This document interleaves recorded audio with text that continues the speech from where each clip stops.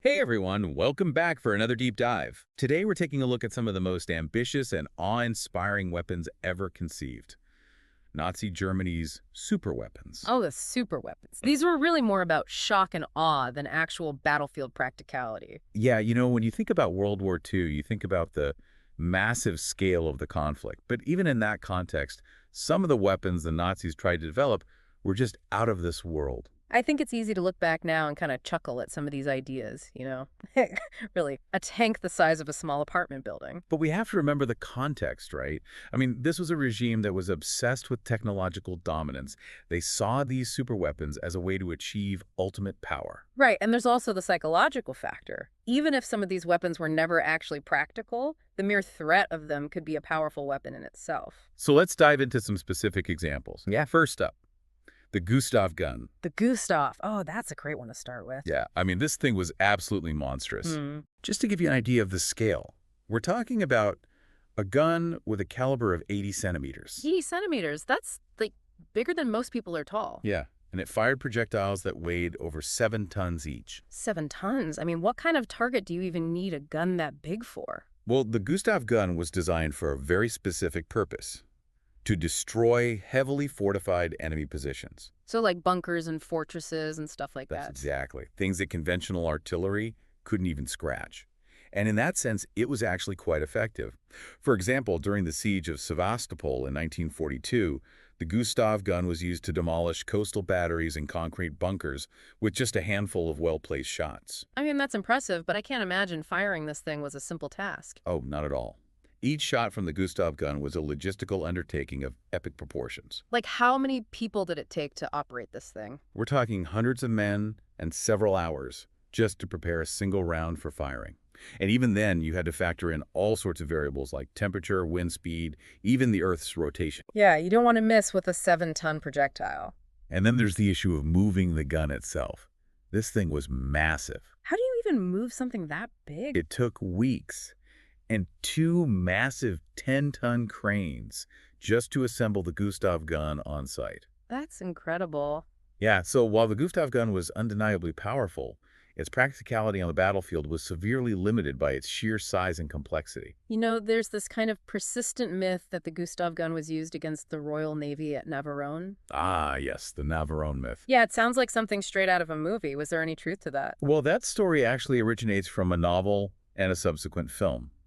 While inspired by real events, the island of Navarone and the scenario depicted are entirely fictional. So no top secret missions to destroy a supergun, then? Not quite. The real story of the Gustav gun is fascinating enough on its own. But the Nazis did have another similar gun, right? Dora, wasn't it? Yeah, Dora. Were they ever used together? No, they were never used together. Operating even one of these massive guns proved to be such a logistical nightmare that the idea of deploying both simultaneously was quickly abandoned. Makes sense. I mean, if one was a headache, imagine trying to manage two. Which actually leads us perfectly to our next superweapon, the Landkreuzer P-1000 Rat. Ah, the Rat. Now, there's a design that truly embodies the bigger is better philosophy. So this was a tank, right? Technically, yes, but it was unlike any tank you've ever seen. Give us a sense of scale here. How big are we talking? Picture a tank 35 meters long, 14 meters wide, and 11 meters tall, weighing in at a staggering 1,000 tons. 1,000 tons? Yeah. That's like a small apartment building. It makes a Tiger tank look like a toy. Exactly. It would have dwarfed any other tank ever built, even by today's standards. Okay, so it's big. But what about firepower? What was this behemoth packing? Well, they certainly didn't skimp on the armament. The Rat was designed to carry two 280mm naval guns as its primary weapons. Naval guns? You mean like the ones they put on battleships? Yep, the same caliber as battleship guns. And to top it off, it also had a secondary 128mm cannon, multiple machine guns, and an array of anti-aircraft guns. Hold on. It had all of that. This thing sounds less like a tank and more like a mobile fortress? That was the idea, to create a weapon so powerful and intimidating that it would simply crush everything in its path. But come on, surely they must have realized that something this big would be incredibly impractical to actually use in battle. Of course, there were significant challenges.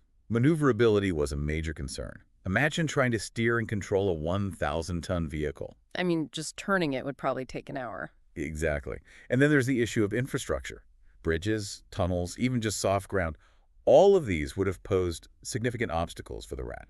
Plus, I can't imagine it would have been very fuel efficient. Not at all. It would have required two massive 24-cylinder diesel engines just to move. And even then, its top speed was projected to be a mere 40 kilometers per hour. Wow, so slower than most cars on the highway. Yeah, the Rat was a truly ambitious project, but ultimately it was more a product of fantasy than practicality. It's a great example of how sometimes, even in war, bigger isn't always better. Exactly. Mm. The Rat was a testament to the Nazis' obsession with technological superiority, but it was also a symbol of their strategic myopia. Welcome back to our deep dive.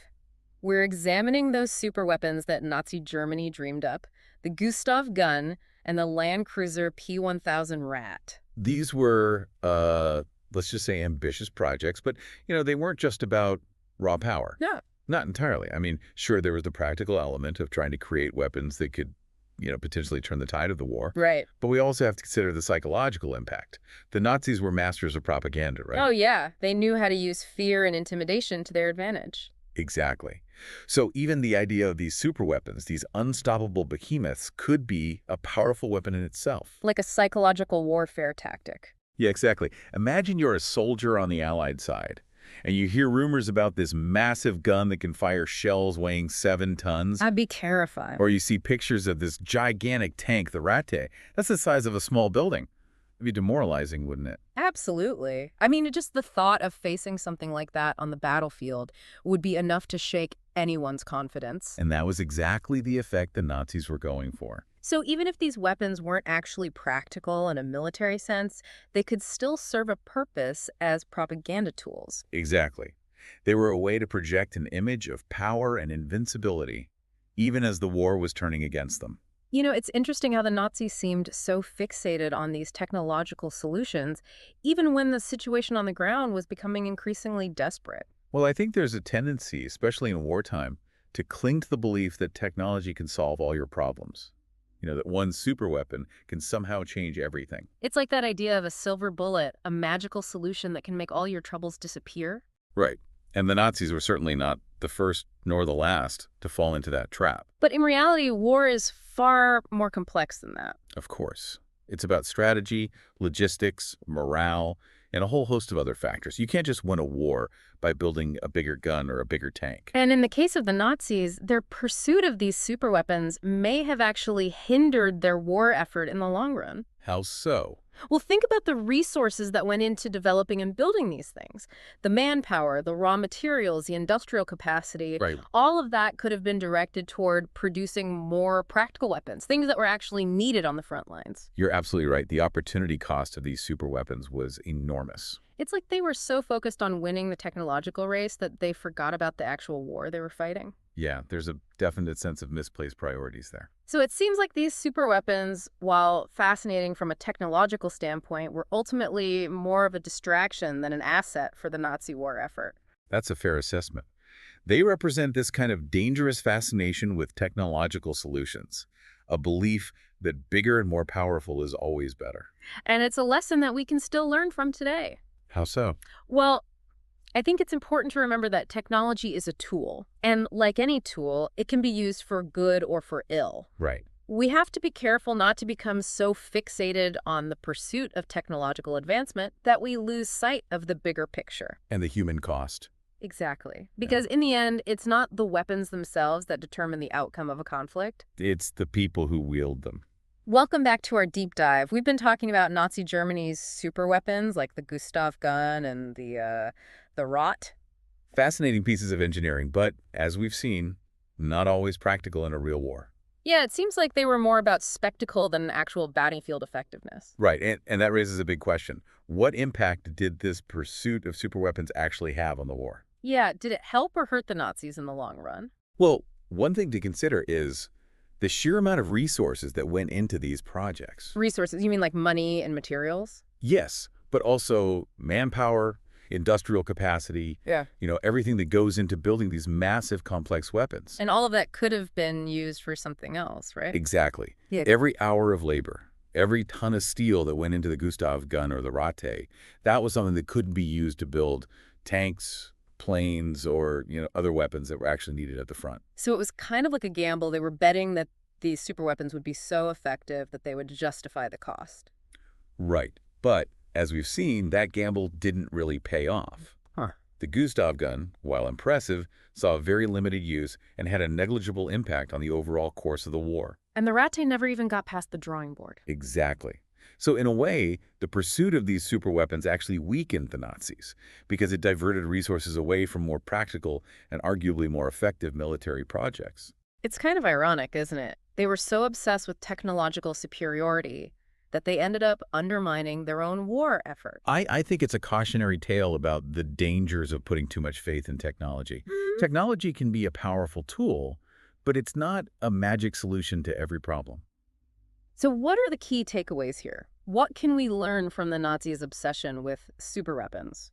Well, I think one lesson is that it's important to have a realistic assessment of your capabilities. Don't get so caught up in pursuing these grand, ambitious projects that you lose sight of what's actually achievable. And what's actually needed, right? Exactly.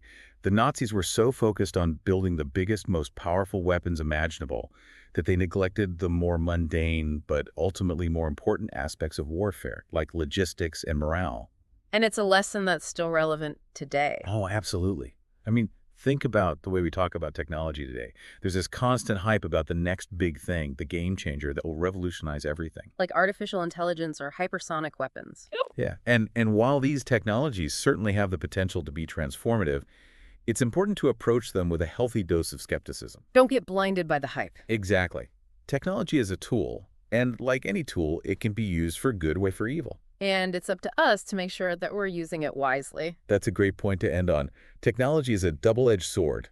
It can be used to create or to destroy, and it's our responsibility to ensure that we're using it to build a better future, not a more destructive one. Well said. Thanks for joining us for this deep dive into Nazi Germany's superweapons. We hope you found it enlightening and maybe even a little bit thought-provoking. Until next time, keep exploring and keep questioning.